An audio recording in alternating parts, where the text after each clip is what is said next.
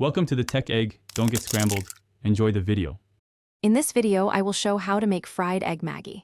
First, let's gather our ingredients. You'll need 1 packet of Maggi noodles, 1 fresh egg, and a few common spices like salt and pepper. Don't forget about 2 cups of water and a tablespoon of cooking oil. If you like, you can also prepare some chopped onions or green chilies to add extra flavor and texture to your delicious meal.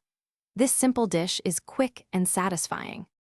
Now, let's get those noodles cooking. Start by heating 1 tablespoon of cooking oil in a pan over medium heat. Once warm, pour in about 2 cups of water and bring it to a vigorous boil.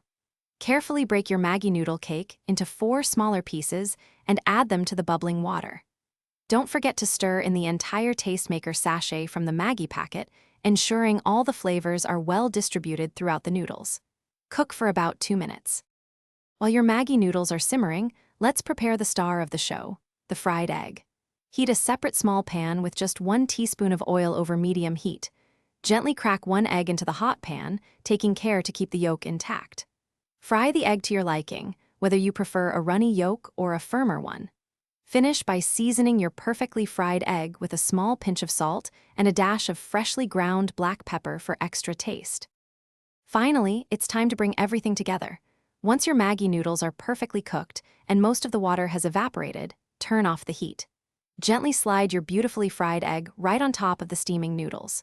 For an extra touch of freshness, you can garnish your dish with some fresh coriander leaves or a sprinkle of chopped spring onions. Serve your homemade fried egg Maggi immediately while it's warm and comforting. Enjoy every single bite. Thanks for watching. Consider subscribing if I helped unscramble your problems.